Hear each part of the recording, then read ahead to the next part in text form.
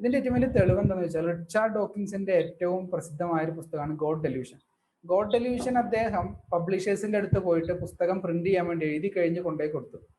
അപ്പോൾ പബ്ലിഷേഴ്സ് പറഞ്ഞു ഇതിനിപ്പോ മാർക്കറ്റില്ല, ഇത് പ്രിന്റ് ചെയ്താൽ ചെലവാവില്ല എന്ന് പറഞ്ഞ് തിരിച്ചുവിട്ട സമയത്ത് ലോകത്ത് ഒരു പ്രധാനപ്പെട്ട ഒരു സംഭവം നടന്നു. ലോക ചരിത്രത്തെ മാറ്റിമറിച്ച ഒരു പ്രധാനപ്പെട്ട സംഭവം നടന്നു. ഇപ്പോ ഫ്രഞ്ച് റവല്യൂഷനാണ് മോഡേൺ യുഗത്തിന്റെ പിറവി ഉണ്ടാക്കിയത് എന്ന് നമുക്ക് പറയാം വേണമെങ്കിൽ, കാരണം ചരിത്രത്തെ അങ്ങനെ നിർവചിക്കുന്ന സമയത്ത്. അതുപോലെ പോസ്റ്റ് മോഡേണിറ്റി ഉണ്ടാക്കിയത് ഈ ഒരു സംഭവമായിരുന്നു. ആ സംഭവത്തിന്റെ ശേഷമാണ് ലോകത്ത് ഇന്ന് കാണുന്ന രീതിയിൽ ഗ്രാഫ് നമ്മൾ ഇങ്ങനെ വരച്ചാൽ 19ാം നൂറ്റാണ്ടായപ്പോൾ ഉയർന്നു പൊങ്ങിയ നാസ്തികത 20ാം നൂറ്റാണ്ടിൽ മരണപ്പെട്ട് വല്ലാത്തൊരു കുതിച്ചുചാട്ടം ഉണ്ടാക്കിയത് ഈ ഒരു സംഭവത്തിന്റെ ശേഷമായിരുന്നു. അത് മറ്റൊന്നുമല്ല, വേൾഡ് ട്രേഡ് സെന്റർ ആക്രമണമാണ്. വേൾഡ് ട്രേഡ് സെന്റർ, അമേരിക്കയുടെ വ്യാപാര കേന്ദ്രം തകർക്കപ്പെട്ട ആ ഒരു സംഭവത്തെ ചുറ്റിപ്പറ്റിയാണ് ലോകത്ത് പിന്നീട് നാസ്തികത വളർന്നത്. പക്ഷേ എത്തീസം ലോകത്ത് മരണപ്പെട്ടത് കൊണ്ട് തന്നെ അതിന്റെ ഒരു തിരിച്ചുവരവിനെ അവർ എന്ത് വിളിച്ചു? ന്യൂ എത്തീസം എന്ന് വിളിച്ചു. ഇന്ന് ലോകത്തുള്ളത് നവനാസ്തികതയാണ്. ഈ നവനാസ്തികത അല്ലെങ്കിൽ ന്യൂ എത്തീസം എന്ന പേര് വരുന്നതിലേക്ക് ഉള്ള ചരിത്രപരമായ 2-3 കാരണങ്ങളുണ്ട്. അത് ഇത് കഴിഞ്ഞതിന് ശേഷം പറയാം. അപ്പോ 2001 9/11 സെപ്റ്റംബർ 11 ആ ആക്രമണത്തിന്റെ ശേഷമാണ് എന്ത് സംഭവിക്കുന്നത്? ലോകത്ത് നവനാസ്തികത വല്ലാതെ വരുന്നത്. കാരണം മതങ്ങൾ കൊണ്ട് ഇത്രയേറെ അപകടം ഉണ്ടാകുന്നുണ്ടോ? ഒസാമ ബിൻ ലാദൻ എന്ന പേരാണ് നമ്മൾ പത്രത്തിൽ വായിച്ചത്. താലിബാൻ എന്ന പേരാണ് നമ്മൾ പത്രത്തിൽ വായിച്ചത്. അപ്പോ അൽ ഖ്വയ്ദ എന്ന പേരാണ് പത്രത്തിൽ വായിച്ചത്. അതിന്റെ അപ്പുറത്തേക്ക് അതിന്റെ സത്യാവസ്ഥയെ കുറിച്ച് നമുക്കറിയില്ല. അപ്പോൾ മതങ്ങൾ കൊണ്ട് ഇത്രയേറെ കലാപങ്ങളും പ്രശ്നങ്ങളും ഉണ്ടാകാൻ പറ്റും എന്ന ഒരു പ്രചരണം ലോകത്ത് വ്യാപകമായി നടന്നതോടുകൂടി ഒരു മതവിരുദ്ധത ആളുകളുടെ മനസ്സിൽ വീണ്ടും വന്നു. എപ്രകാരമാണോ യൂറോപ്പിൽ നിലനിന്നിരുന്ന പൗരോഹിത്യത്തിന്റെ അമിതമായ ചൂഷണം ആളുകളിൽ മതവിരുദ്ധ വികാരം ഉണ്ടാക്കിയത്, അതേപോലെയുള്ള ഒരു മതവിരുദ്ധ വികാരം ലോകത്തെ മുഴുവൻ മനുഷ്യരുടെയും ഇടയിലുണ്ടായി. അതുകൊണ്ടാണ് ലോകത്തെ എല്ലാ നാസ്തികരും ഇസ്ലാമിനെ കൂടുതലായി വിമർശിക്കുന്നത്. അതുകൊണ്ട് കൂടിയാണ്, മറ്റു കാരണങ്ങൾ ഉണ്ടെങ്കിൽ പോലും ഇതൊരു പ്രധാനപ്പെട്ട കാരണമാണ്. കാരണം അവരൊക്കെ നാസ്തികതയിലേക്ക് പോയത് ഈ വേൾഡ് ട്രേഡ് സെന്ററിന്റെ തീവ്രവാദ സ്ഫോടനത്തിന്റെ കാരണമായിട്ടാണ്. അങ്ങനെയാണ് 2004 ഒരു പ്രധാനപ്പെട്ട ഗ്രന്ഥം, ദ എൻഡ് ഓഫ് ഫെയ്ത്ത് എന്ന് പറയുന്ന ഒരു ഗ്രന്ഥം, സാമുവൽ ഹാരിസ് എന്ന് പറയുന്ന, ഇന്ന് നാമൊക്കെ സാം ഹാരിസ് എന്ന് കേട്ട ഒരു ന്യൂറോ സയന്റിസ്റ്റ് ആണ്, അദ്ദേഹത്തിന്റെ ഗ്രന്ഥം വരുന്നത്. പുള്ളി ജൂയിഷ് ബാക്ക്ഗ്രൗണ്ട് ഉള്ള ആളാണ്, പിന്നീട് മതമൊക്കെ ഉപേക്ഷിച്ചു. അങ്ങനെയാണ് ഈ ഗ്രന്ഥം വരുന്നത്. ഈ ഗ്രന്ഥത്തിന് ലോകത്ത് വലിയ സ്വീകാര്യത കിട്ടി. കാരണം എന്തുകൊണ്ട്? നമ്മൾ ഇതുവരെ പറഞ്ഞ ഈ ഒരു മതവിരുദ്ധത, വേൾഡ് ട്രേഡ് സെന്റർ ആക്രമണം ഉണ്ടായപ്പോൾ തീവ്രവാദം മതത്തിന്റെ സൃഷ്ടിയാണെന്ന് വന്നപ്പോൾ, അതുകൊണ്ട് ലോകത്തെ മാനവിക കുലത്തിന് ഭീഷണിയാണ് വന്നപ്പോൾ അതിനെതിരെ ഉണ്ടായി മതവിരുദ്ധ വികാരത്തെ ചൂഷണം ചെയ്തുകൊണ്ട്, അല്ലെങ്കിൽ അത് ഉപയോഗപ്പെടുത്തിക്കൊണ്ടാണ് ദ എൻഡ് ഓഫ് ഫെയ്ത്ത് എന്ന് പറയുന്ന സാം ഹാരിസിന്റെ പുസ്തകം ലോകത്ത് ബെസ്റ്റ് സെല്ലറായി മാറിയത്. 2004 2005 ഗോഡ് ഡെല്യൂഷൻ പ്രിന്റ് ചെയ്യപ്പെട്ടു. നേരത്തെ തിരിച്ചയച്ച ഗോഡ് ഡെല്യൂഷൻ എന്ന റിച്ചാർഡ് ഡോക്കിൻസിന്റെ പുസ്തകം പ്രിന്റ് ചെയ്യപ്പെട്ടു. അത് ലോകത്ത് ബെസ്റ്റ് സെല്ലറായി മാറി. അതുപോലെ ക്രിസ്റ്റഫർ ഹിച്ചന്റെ ഗോഡ് ഈസ് നോട്ട് ഗ്രേറ്റ് എന്ന് പറയുന്ന ഒരു പുസ്തകം, അത് ലോകത്ത് വല്ലാത്ത, നമ്മൾ അല്ലാഹു അക്ബർ എന്ന് പറയും, അതിന്റെ നേരെ opposite God is not great, ദൈവം വലിയവനല്ല എന്ന ക്രിസ്റ്റഫർ ഹിച്ചന്റെ പുസ്തകം ലോകത്ത് വല്ലാതെ ശ്രദ്ധിക്കപ്പെട്ടു. അതുപോലെ തന്നെ ഡാൻ ഡെനറ്റിന്റെ പുസ്തകങ്ങൾ എവല്യൂഷനെ കുറിച്ച്, അതുപോലെ തന്നെ മനുഷ്യന്റെ യുക്തിബോധം എവിടെ നിന്നുണ്ടായി എന്നതിനെ കുറിച്ചൊക്കെ വിശദമാക്കുന്ന കോഗ്നിറ്റീവ് സയന്റിസ്റ്റ് ആയ ഡാനിയൽ ഡെനറ്റിന്റെ പുസ്തകം. ഈ 4 പേരാണ് നവനാസ്തികതയുടെ അപ്പോസ്തലന്മാരായിട്ട് അറിയപ്പെടുന്നത്. Richard Dawkins, Sam Harris, Christopher Hitchen and Dan Dennett. അപ്പോൾ ഇവരുടെ ഈ വർക്കുകൾ കൃത്യമായ ആ ഒരു ഉഴുതുമറിച്ച നിലത്തിലേക്ക് ആണ് വന്നു വീണത്. അങ്ങനെ അത് വല്ലാതെ വളരുകയും ലോകത്ത് ഈ മതവിരുദ്ധതയുടെ പേരിലാണ് ഇന്ന് കാണുന്ന നാസ്തികത വല്ലാതെ പ്രചരിതമായിട്ടുള്ളത്. പക്ഷെ അപ്പോഴും നമുക്കറിയാം, ബിഗ് ബാങ് തിയറി ഒക്കെ വന്നതിന്റെ ശേഷം പ്രപഞ്ചത്തിന് തുടക്കമുണ്ട് എന്ന ഒരു അടിസ്ഥാന ബോധത്തിലാണ് മനുഷ്യർ ജീവിക്കുന്നത്. അതുകൊണ്ട് കൂടിയാണ് കേട്ടോ നേരത്തെ പറഞ്ഞ ദൈവനിഷേധ ചിന്ത ആളുകൾ ഇല്ലാതെ പോയത്. തുടക്കം അതുവരെ പറഞ്ഞിരുന്നത് സ്റ്റഡി സ്റ്റേറ്റ് തിയറി ആയിരുന്നു, പ്രപഞ്ചത്തിന് തുടക്കമില്ലെന്നായിരുന്നു. തുടക്കമില്ലെങ്കിൽ പിന്നെ തുടക്കക്കാരന്റെ ആവശ്യമില്ലല്ലോ, എങ്കിൽ ദൈവത്തിന്റെ ആവശ്യമില്ല. കാരണം വഹി ലഭിക്കാത്ത ഒരു സമൂഹം അവർക്ക് അള്ളാഹു നൽകിയ ഫിത്തറ കൊണ്ട് ചിന്തിച്ചാൽ ആകെ പ്രപഞ്ചത്തിനൊരു സൃഷ്ടാവ് വേണമെന്ന് മാത്രമേ കിട്ടുള്ളൂ. ബാക്കി ആ സൃഷ്ടാവ് അള്ളാഹു ആണ്, ആ അള്ളാഹു നിങ്ങളോട് ഇങ്ങനെയൊക്കെ ചെയ്യാൻ പറയുന്നു എന്ന് പറയാൻ വഹി ആവശ്യമാണ്. അപ്പോൾ സ്റ്റഡി സ്റ്റേറ്റ് തിയറി പൊളിയുകയും 1960കളോടെ ബിഗ് ബാങ് തിയറി സ്ഥാപിക്കപ്പെടുകയും ചെയ്തതിന്റെ ശേഷം ദൈവനിഷേധം ഗണ്യമായി കുറഞ്ഞു വന്നു. പ്രപഞ്ചത്തിന് തുടക്കമുണ്ട് എന്ന വിശ്വാസം ആളുകളിൽ ഉറച്ചു. അപ്പോൾ പിന്നെ ദൈവത്തെ നിഷേധിക്കണമെന്നായി മാറി. അങ്ങനെയാണ് ഈ മതവിരുദ്ധതയെ ചൂഷണം ചെയ്ത് ലോകത്ത് ഈ ഗ്രന്ഥങ്ങളൊക്കെ പ്രസിദ്ധമാകുന്നത്. ആളുകൾ ഒരുതരം മതനിരാസവും അതുപോലെ തന്നെ മതവിരുദ്ധതയുമാണ് അവരുടെ മനസ്സിൽ ആദ്യം ഉണ്ടായത്. അങ്ങനെ 2012 ലോകത്തൊരു ഗ്രന്ഥം യൂണിവേഴ്സ് ഫ്രം നത്തിങ് എന്ന് പറയുന്ന ലോറൻസ് ക്രോസിന്റെ ഒരു പുസ്തകം, നമ്മൾ പലരും ആ പുസ്തകം കേട്ടിട്ടുണ്ടാവും. ശൂന്യതയിൽ നിന്നൊരു പ്രപഞ്ചം എന്ന് പറയുന്ന ആ പുസ്തകം ലോകത്ത് വലിയൊരു സ്വീകാര്യത നേടി. പ്രപഞ്ചമുണ്ടായത് ശൂന്യതയിൽ നിന്നാണ് എന്ന്. പക്ഷെ അദ്ദേഹത്തിന് അത് കൃത്യമായി വിശദീകരിക്കാൻ കഴിഞ്ഞിട്ടില്ല. അദ്ദേഹത്തിന്റെ ഒരു ഊഹമാണ് അവിടെ പറഞ്ഞത്. അദ്ദേഹം അതുവരെയുള്ള ശാസ്ത്രീയമായ പഠനങ്ങളെ കൂട്ടിച്ചേർത്ത് വെച്ചുകൊണ്ട് അദ്ദേഹത്തിന്റെ ഒരു ഊഹം പറയുകയായിരുന്നു ചെയ്തത്. അപ്പൊ പ്രപഞ്ചമുണ്ടായത് ശൂന്യതയിൽ നിന്നാണ് എന്ന് ലോകത്തെ പ്രധാനപ്പെട്ട ഒരു ഫിസിസിസ്റ്റ് പറയുമ്പോൾ അതിന്റെ പിന്നിൽ ആളുകൾ ഒരുമിച്ച് കൂടുകയും അങ്ങനെ വീണ്ടും ദൈവനിഷേധം വല്ലാതെ വളരുകയും ചെയ്തു. പുസ്തകത്തിന്റെ പേരുകൾ ഞാൻ ഇൻഷാല്ലാ നമ്മുടെ ഗ്രൂപ്പിലിടാം. ഓക്കെ, വല്ലാതെ വളരുകയും ചെയ്തു. അങ്ങനെ നവനാസ്തികത അതിന്റെ അത്യുന്നതയിലേക്ക് എത്തുന്ന ഒരു കാലമാണ് പിന്നീട് നാം കണ്ടത്. പക്ഷേ 2 പോയിന്റാണ് നമ്മളിവിടെ പറഞ്ഞത്. ഈ പോയിന്റ് നമ്മൾ വളരെ അടിസ്ഥാനപരമായി അറിഞ്ഞിരിക്കേണ്ടതാണ്. ഒന്ന്, വേൾഡ് ട്രേഡ് സെന്റർ ആക്രമണത്തിന്റെ ശേഷമുണ്ടായ മതവികാരം. 2, അതിന്റെ ശേഷം ബെസ്റ്റ് സെലറായ 4-5 കൃതികൾ നമ്മൾ പരിചയപ്പെടുത്തി. ഇതുണ്ടാക്കിയ ഒരു സ്വാധീന ശക്തി. പക്ഷെ ഇതുകൊണ്ടൊന്നും മനുഷ്യരുടെ മനസ്സിൽ എന്തുറക്കില്ല? മതനിരാസമോ ദൈവനിഷേധമോ ഉറക്കില്ല. കാരണം ഓരോ മനുഷ്യനും പിറന്നു വീഴുന്നത് ഫിത്രയിലാണ്. അടുത്ത തലമുറ പിറന്നു വീഴുന്നത് അള്ളാഹുവിനെ മനസ്സിലാക്കാൻ അള്ളാഹു എളുപ്പമാക്കി കൊടുത്ത ശുദ്ധ പ്രകൃതിയിലാണ്. സ്വാഭാവികമായും അവൻ ദൈവത്തെ കണ്ടെത്താൻ ശ്രമിക്കും. അപ്പോൾ ഇവരുടെ മനസ്സിൽ ദൈവനിഷേധം ഉറക്കണമെങ്കിൽ വലിയൊരു ട്രിക്കാണ് നവനാസ്തികതയുടെ അപ്പോസ്തലന്മാർ പ്രയോഗിച്ചത്. ആ ട്രിക്ക് മനസ്സിലാക്കണമെങ്കിൽ ഇപ്പോ ഡാർവിനിസമാണ് ഇവരുടെ ഒരു ഫിലോസഫി. മനുഷ്യൻ എങ്ങനെ ജീവിക്കണം എന്നതിന്റെ ഒരു ഫിലോസഫിയാണ് ഡാർവിനിസം. ഡാർവിനിസ പ്രകാരമാണ് മനുഷ്യന്റെ ജീവിത ലക്ഷ്യം നിർണ്ണയിക്കുന്നത്. എന്താണ് മനുഷ്യന്റെ ജീവിത ലക്ഷ്യം? മനുഷ്യന്റെ ജീവിത ലക്ഷ്യം അടുത്ത തലമുറയെ ഉൽപ്പാദിപ്പിക്കുക. കാരണം അങ്ങനെ ഒരുപാട് ആളുകൾ, ഇതുവരെ കഴിഞ്ഞുപോയ ആളുകൾ അടുത്ത തലമുറയെ ഉൽപ്പാദിപ്പിച്ചത് കൊണ്ട് മാത്രമാണ് ഇന്ന് കാണുന്ന ലോകം ഇവിടെ ഉണ്ടായിട്ടുള്ളത്. ഓക്കെ, ഒരു 5 മിനിറ്റിനുള്ളിൽ നമ്മളെ അവസാനിപ്പിക്കാം. ഇന്ന് കാണുന്ന ലോകം ഇവിടെ ഉണ്ടായിട്ടുള്ളത് അവരുടെ അടുത്ത തലമുറ ഉൽപ്പാദിപ്പിച്ചത് കൊണ്ടാണ്. അപ്പോൾ പരിണാമപരമായി മനുഷ്യന്റെ ജീവിത ലക്ഷ്യം അടുത്ത തലമുറ ഉൽപ്പാദിപ്പിക്കലാണ്. 2, ഈ ഡാർവിനിസത്തിന്റെ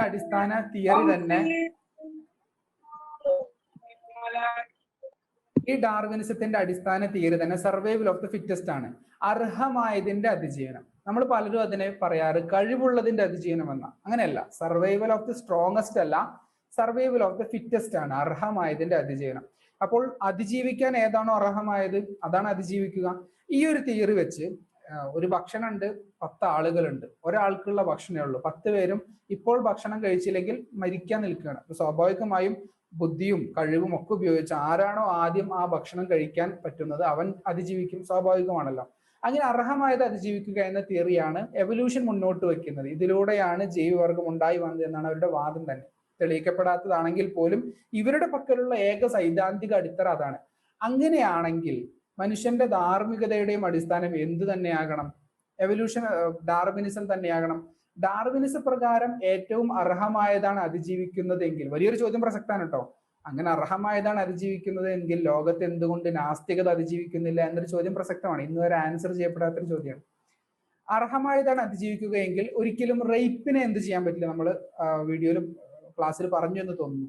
റേപ്പിന് ഒരിക്കലും തെറ്റാണെന്ന് പറയാൻ കഴിയില്ല. കാരണം ജീവിത ലക്ഷ്യം അടുത്ത തലമുറയെ ഉൽപ്പാദിപ്പിക്കുക, അതിജീവിക്കേണ്ടത് അർഹമായത്. അങ്ങനെയാണെങ്കിൽ അവിടെ ആ അതിജീവനത്തിലുള്ള പോരാട്ടം നടക്കണം, സ്ട്രഗിൾ ഫോർ ദ എക്സിസ്റ്റൻസ് നടക്കണം. അങ്ങനെ നടക്കുമ്പോൾ സ്വാഭാവികമായിട്ടും റേപ്പ് അവിടെ ഏറ്റവും പുണ്യപ്രവർത്തിയായി മാറണം, അല്ലെങ്കിൽ എവല്യൂഷൻ ബ്ലോക്കഡ് ആവും. അപ്പൊ എവല്യൂഷൻ പ്രകാരം റേപ്പിനെ ഒരിക്കലും, ബലാത്സംഗത്തെ ഒരിക്കലും എതിർക്കാൻ കഴിയില്ലെന്ന് മാത്രമല്ല, കൊലപാതകത്തെ വരെ എതിർക്കാൻ കഴിയില്ല, മോഷണത്തെ എതിർക്കാൻ കഴിയില്ല. ആരാണോ കഴിവുള്ളത്, കയ്യൂക്കുള്ളവൻ കാര്യക്കാരൻ എന്ന ഒരു അർത്ഥമാണ് അതിന് വരുന്നത്. അങ്ങനെ ലോകത്ത് വളർന്നു വന്ന സമയത്ത് ഒരുപാട് ആളുകൾ ഈ എവല്യൂഷൻ തിയറി ചൂഷണം ചെയ്തു. ആരൊക്കെ? ലോകത്ത് നമുക്കറിയാം, എബ്രഹാം ലിങ്കൺ 1861 സ്ലേവറി നിരോധിക്കുന്ന സമയത്ത് എബ്രഹാം ലിങ്കന്റെ വരെ ചിന്ത ഈ നീഗ്രോ വംശജർ, ഈ കറുത്തവർ, ഈ തടിച്ച ചുണ്ടുള്ളവർ, അവർ അല്പം കൂടി പരിണമിക്കാനുണ്ട്. അവർ ഇപ്പോഴും മനുഷ്യന്റെയും കുരങ്ങന്റെയും പൊതുപൂർവികനിൽ നിന്ന് പൂർണ്ണമായി പരിണമിച്ചു വന്നിട്ടില്ല. അവരുടെ ചുണ്ട് കുറച്ചുകൂടി, മേൽചുണ്ട് കുറച്ചുകൂടി താഴോട്ട് വരാനുണ്ട്, തൊലി കുറച്ചുകൂടി വെളുക്കാനുണ്ട് എന്നൊക്കെ വിശ്വസിച്ചിരുന്നവരാണ് എബ്രഹാം ലിങ്കൺ പോലും. അപ്പോൾ ലോകത്ത് അന്ന് ജീവിച്ച മുഴുവൻ മനുഷ്യരും വെള്ളക്കാരനല്ലാത്തവനെ അവൻ പരിണാമത്തിന്റെ താഴെയുള്ളവനാണെന്ന് പറഞ്ഞിരുന്നു. കാരണം ഈ റേസിസത്തെ, ഈ വർണ്ണ വിവേചനത്തിന് സപ്പോർട്ടീവായിട്ടാണ് ഡാർവിനിസം വന്നത്. അർഹമായത് അതിജീവിക്കും. അങ്ങനെയാണെങ്കിൽ ഏറ്റവും അർഹൻ വെള്ളക്കാരൻ തന്നെയാണ്. അതുകൊണ്ടാണ് ബ്രിട്ടീഷുകാരും മറ്റു യൂറോപ്യൻ രാജ്യക്കാരും ലോകത്തിന്റെ വിവിധ ഭാഗങ്ങളിൽ കോളനി വൽക്കരണത്തിലേക്ക് പോയത്. അതിന്റെ അടിസ്ഥാനപരമായ ലക്ഷ്യം ചൂഷണം ചെയ്ത്, കൊള്ള ചെയ്ത് സ്വയം സമ്പന്നരാവുക, തങ്ങൾക്ക് ആവശ്യമായ കമ്പോളങ്ങൾ സൃഷ്ടിക്കുക, ആവശ്യമായ അസംസ്കൃത വസ്തുക്കൾ ഉണ്ടാക്കുക, തൊഴിലാളികൾക്ക് വേണ്ടി സ്ത്രീകളെ രംഗത്തിറക്കുക, ആഫ്രിക്കയിൽ നിന്ന് അടിമകളെ കൊണ്ടുപോവുക എന്നതാണെങ്കിൽ പോലും ഇവർ വാദിച്ചത് വൈറ്റ് മാൻസ് ബേർഡൻ, ഞങ്ങൾ പരിണാമത്തിൽ ഏറ്റവും ഉന്നതരാണ്, ഉന്നത ശ്രേഷ്ഠരാണ്. അപ്പോൾ അടുത്ത പരിണാമത്തിൽ ഇത്രയേറെ ഔന്നത്യം ലഭിച്ചിട്ടില്ലാത്ത ആളുകളെ പരിഷ്കരിക്കേണ്ടത് ഞങ്ങളുടെ ഉത്തരവാദിത്തമാണ്. To civilize them, it's our duty. അത് ഞങ്ങളുടെ ഉത്തരവാദിത്തമാണ് എന്നവർ വിശ്വസിക്കുകയും അങ്ങനെയാണ് ഇതിനെ ന്യായീകരിച്ചത്. അപ്പോൾ ലോകത്തെ ഏറ്റവും പ്രധാനപ്പെട്ട ചൂഷണമായ കോളനി വൽക്കരണത്തിന്റെ വരെ പിന്നിൽ സൈദ്ധാന്തികമായ അടിത്തറയും ജസ്റ്റിഫിക്കേഷനും നൽകിയത് ഡാർവിനിസമായിരുന്നു. അങ്ങനെ ഈ ഡാർവിനിസത്തെ വല്ലാതെ ചൂഷണം ചെയ്ത ആളുകളുടെ മനസ്സിൽ അതിനോട് വിരക്തി തോന്നിയ ഒരു സമയത്തു കൂടിയാണ് ഇത് ലോകത്ത് അസ്തമിച്ചു പോകുന്നത്. അങ്ങനെയാണെങ്കിൽ നവനാസ്തികത ഒരിക്കലും ഡാർവിനിസത്തെ അടിസ്ഥാനമാക്കാൻ കഴിയില്ല. അപ്പോൾ ഇവർ കൊണ്ടുവന്ന മറ്റൊരു തന്ത്രമാണ് മാനവികതാവാദം, ഹ്യൂമനിസം. ഇന്ന് ലോകത്തെ, ഇപ്പൊ കേരളത്തിൽ തന്നെയുള്ള നവനാസ്തികതരെ പരിശോധിച്ചാൽ അവരൊക്കെ ഹ്യൂമനിസത്തിന്റെ വക്താക്കളാണ്. മാനവികവാദം, മനുഷ്യത്വം, മനുഷ്യാവകാശം, സ്വാതന്ത്ര്യം, തുല്യത, ഈ 3 വാക്കുകളാണ് അവരുടെ പ്രധാന ആയുധം. ഒന്ന് തുല്യത, സ്ത്രീ പുരുഷ സമത്വം, എല്ലാ അർത്ഥത്തിലുമുള്ള സമത്വം. 2 സ്വാതന്ത്ര്യം, പൂർണ്ണമായ സ്വാതന്ത്ര്യം. 3 മനുഷ്യാവകാശം, human rights, equality and freedom. സത്യത്തിൽ നമ്മുടെ 6ാമത്തെ ക്ലാസ് ഇൻഷാല്ലാ ഈ മോഡേൺ വെസ്റ്റേൺ ഫിലോസഫികളെ കുറിച്ചും വെസ്റ്റേൺ ഐഡിയോളജികളെ കുറിച്ചും ഒക്കെ ഉള്ളതാണ്. അവിടെ വിശാലമായിട്ട് പറയുന്നുണ്ട്. അപ്പോൾ ഈ ഒരു ഹ്യൂമനിസത്തിൽ നിന്നാണ് ഇന്നത്തെ നാസ്തികത പ്രചോദനം കൊണ്ടത്. എവിടെ നിന്നാണ് ഇവർക്ക് ഈ മനുഷ്യന്റെ അവകാശങ്ങൾക്കാണ് പ്രാധാന്യം എന്ന കൺസെപ്റ്റ് കിട്ടിയത്?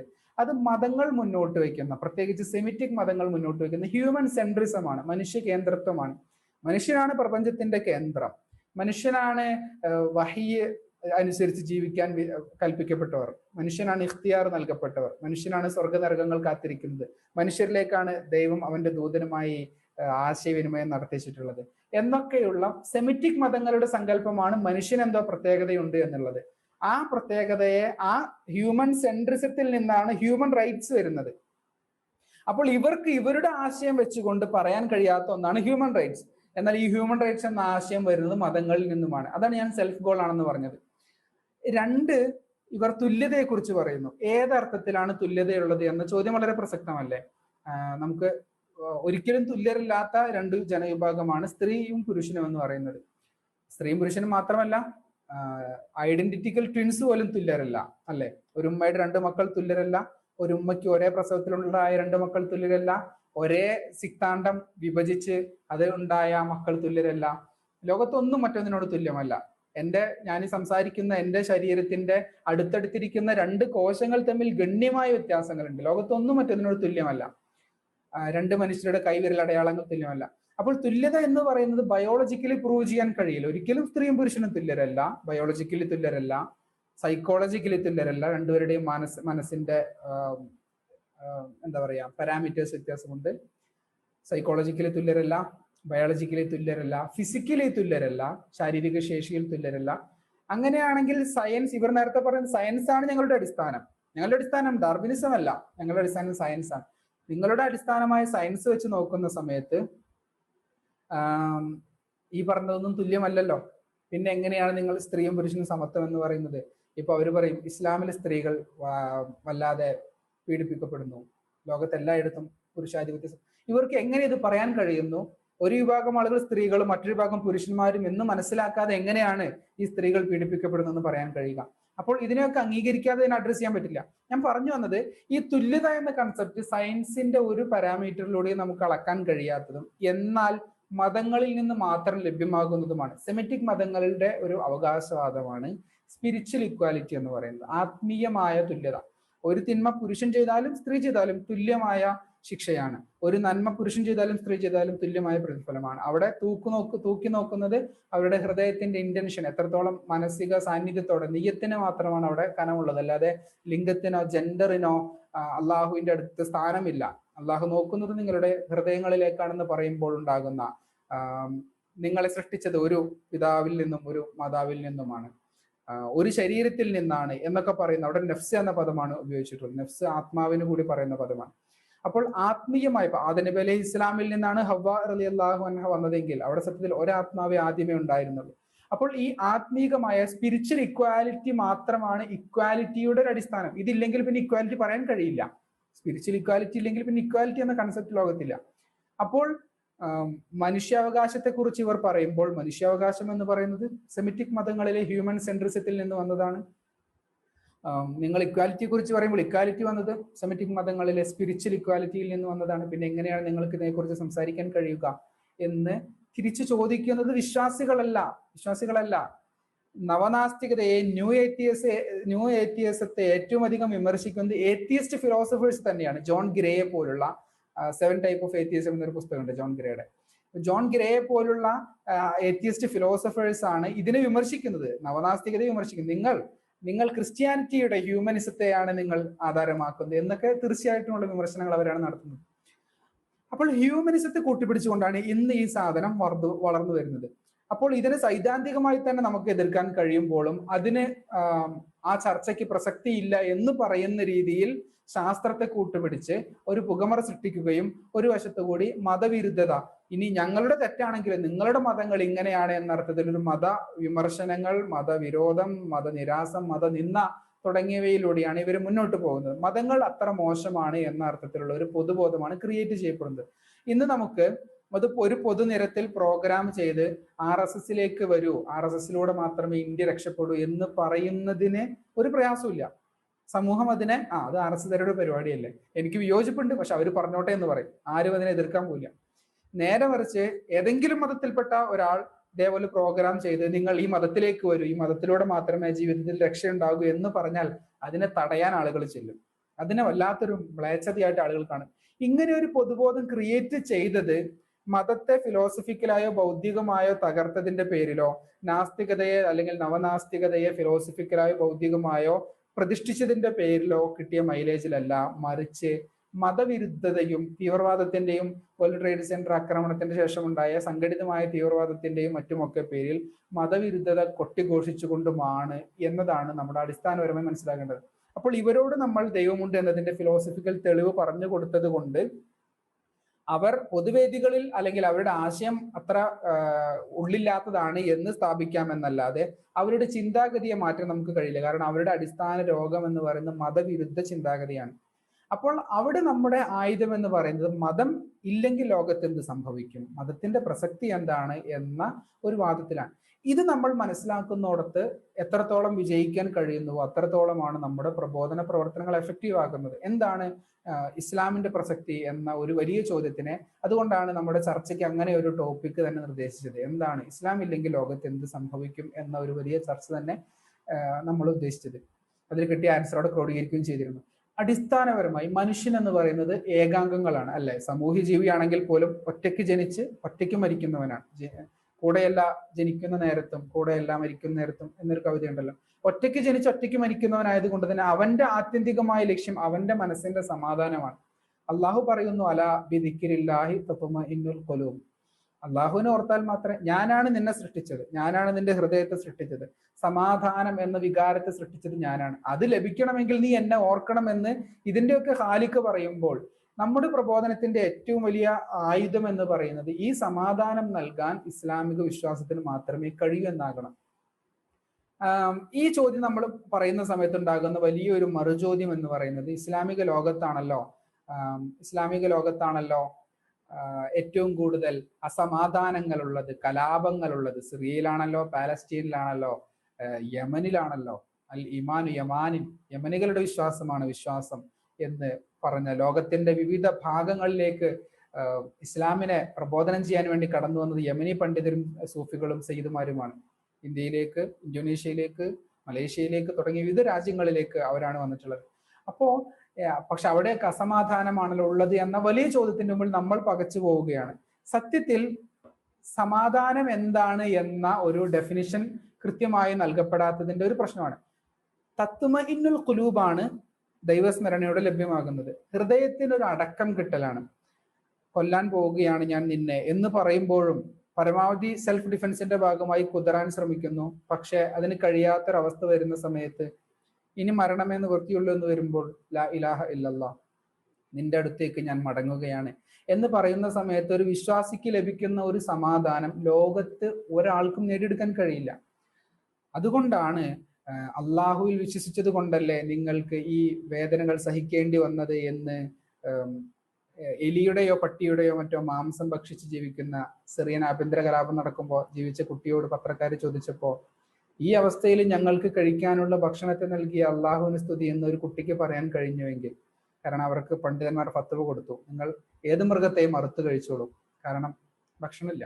അങ്ങനെ പറയാൻ ഒരു ചെറിയ കുട്ടിക്ക് ഒരു ആത്മവിശ്വാസം കൊടുത്തുവെങ്കിൽ ആ സമാധാനത്തെയാണ് ഇസ്ലാം പറയുന്നത്. സമാധാന മതം എന്ന് ട്രോളുമ്പോൾ തീവ്രവാദവും ആഭ്യന്തര കലാപവും ഭരണകൂട വേട്ടയും എല്ലാം നടക്കുന്ന ഈ നാടുകളിലെ പോലെ ഒരു നാട് ഉണ്ടാക്കാനാണോ നിങ്ങൾ പ്രബോധനം നടത്തുന്നതെന്ന് ചോദിക്കുമ്പോൾ നമ്മൾ പറയേണ്ടത് മനുഷ്യന്റെ മനസ്സിന്റെ സമാധാനമാണോ. ഏത് പ്രതികൂല സാഹചര്യത്തിൽ ജീവിക്കുമ്പോഴും അടക്കമുള്ള ഹൃദയത്തോടെ അവന് സഞ്ചരിക്കാൻ കഴിയണം. ഇസ്ലാം ഞങ്ങൾ ഉപേക്ഷിക്കാൻ റെഡിയാണ് എന്നൊറ്റ വാക്ക് മതി റോഹിംഗ്യയിൽ അല്ലെങ്കിൽ മ്യാൻമറിൽ അത്തരം ആളുകൾക്ക് ജീവിക്കാൻ. പക്ഷെ അവർ ചങ്ങാടങ്ങളിൽ കയറുന്നു, ബോട്ടുകളിൽ കയറുന്നു, മതിയായ ഇന്ധനമില്ല, ഭക്ഷണമില്ല, അലഞ്ഞലഞ്ഞു പോകുന്നു. ഏതെങ്കിലും ഒരു തീരത്തെത്തുമ്പോൾ അവിടെയുള്ള നാവികർ ആട്ടി അകറ്റുന്നു, വണ്ടിയിൽ വെച്ച് മരിക്കുന്നു, മരിച്ചവരെ കടലിലേക്ക് എടുത്തെറിയുന്നു, അല്ലെങ്കിൽ 3 ദിവസം കഴിഞ്ഞാൽ സഹിക്കാൻ കഴിയാത്ത മണം, സ്വന്തം മക്കളെയും മാതാവിനെയും ഒക്കെയാണ് കടലിലേക്ക് എറിയുന്നത്, കാരണം വേറെ നിവൃത്തിയില്ല. അങ്ങനെയുള്ള ഒരു ജീവിതം സഹിക്കുമ്പോഴും ആയിക്കോട്ടെ ഞങ്ങൾ ഇസ്ലാം ഉപേക്ഷിച്ചോളാം എന്ന് പറയാതിരിക്കാൻ അവർക്ക് കഴിയുന്നത് ഈ പ്രയാസങ്ങൾ സഹിക്കുമ്പോഴും അവരുടെ മനസ്സ് സ്വസ്ഥമാണ്. 3 ചോദ്യങ്ങൾ അവസാനിപ്പിക്കട്ടെ. 3 ചോദ്യങ്ങളാണ് നാം നമ്മോട് ചോദിക്കേണ്ടത്. ഈ പ്രതികൂല കാലുഷ്യ ലോകത്തും നിന്റെ മനസ്സ് സ്വസ്ഥമാണോ? ഒന്നാമത്തെ ചോദ്യം. 2, നിന്റെ സ്വസ്ഥതയ്ക്ക് കാരണം, നിന്റെ സമാധാനത്തിന് കാരണം ഇസ്ലാമാണോ? 3, നിന്റെ ഈ സമാധാനത്തിന് കാരണം ഇസ്ലാമാണ് എന്ന് മറ്റുള്ളവർക്ക് ബോധ്യമായിട്ടുണ്ടോ? എപ്പോഴും നാം സ്വയം ആവർത്തിക്കേണ്ട 3 ചോദ്യങ്ങൾ. ഞാൻ സ്വസ്ഥനാണോ ഈ കാലുഷ്യം നടക്കുമ്പോഴും? ദുനിയാ സിജുനുൽ മുഅ്മിൻ, ഭൗതിക ലോകം ഇഹലോകം മുഅ്മിനിന്റെ ജയിലാണ് എന്ന് പറഞ്ഞ പ്രവാചകന്റെ അനുയായികൾക്ക് നമുക്ക് നമ്മുടെ ആഗ്രഹം ഇവിടെ തന്നെ സ്വർഗം വേണമെന്നാ, ഒരു പ്രയാസം ഉണ്ടാവരുത്, CA വരുമ്പോൾ നമ്മൾ ഇവിടുന്ന് പോകേണ്ടി വരുമോ എന്നൊക്കെ നാം ചിന്തിക്കുന്നത് ഈ ഒരു അടിസ്ഥാനമായ പ്രശ്നത്തിലാണ്. ഒരു കാലം വരും, എങ്ങനെയാണോ ഇസ്ലാം തുടങ്ങിയത്, സയഊദു കമാ ബദഅ തുബാ ലിൽ ഖുറബാ എന്ന് റസൂലുള്ളാഹി സ്വല്ലല്ലാഹു അലൈഹി വസല്ലം പറഞ്ഞ ഹദീസ് ഉണ്ടല്ലോ. സ്വന്തം നാട്ടിൽ വിദേശിയെ പോലെ പരിഗണിക്കപ്പെടുന്ന ഒരു കാലം വരും, അങ്ങനെയാണ് ഇസ്ലാം തുടങ്ങിയത്, അതിലേക്ക് നിങ്ങൾ മടങ്ങും, അങ്ങനെയാകാൻ ധൈര്യമുള്ളവർക്ക് സ്വാഗതം എന്നാണ് റസൂൽ വരെ പഠിപ്പിച്ചത്. അപ്പോൾ ഇത് നാം മുൻകൂട്ടി കാണുന്നു. ദുനിയാവ് നമ്മുടെ സ്വർഗ്ഗലോകമല്ലെന്ന് അറിഞ്ഞിരിക്കെ നാം സ്വസ്ഥമാകാൻ കഴിയുന്നുണ്ടോ എന്ന ഒന്നാമത്തെ ചോദ്യവും, ഈ സ്വസ്ഥതയ്ക്ക് കാരണം എൻ്റെ ഇസ്ലാമാണോ എന്ന് രണ്ടാമത്തെ ചോദ്യവും, ഈ സ്വസ്ഥതയ്ക്ക് കാരണം എൻ്റെ ഇസ്ലാമാണ് എന്ന് എൻ്റെ ഒപ്പമുള്ളവർക്ക് ബോധ്യമായിട്ടുണ്ടോ എന്ന മൂന്നാമത്തെ ചോദ്യത്തിനും അതെ എന്ന ഉത്തരമാണ് നമുക്ക് ലഭിക്കുന്നതെങ്കിൽ പിന്നെ നാം കൂടുതലായി പ്രബോധനം ചെയ്യേണ്ടതില്ല. നാം എന്താണോ ഉദ്ദേശിച്ചത് അതവിടെ നടന്നു കഴിഞ്ഞു എന്ന് മനസ്സിലാക്കുക എന്ന് മാത്രം പറഞ്ഞുകൊണ്ട് ഈ ഒരു സംസാരം അവസാനിപ്പിക്കുന്നു.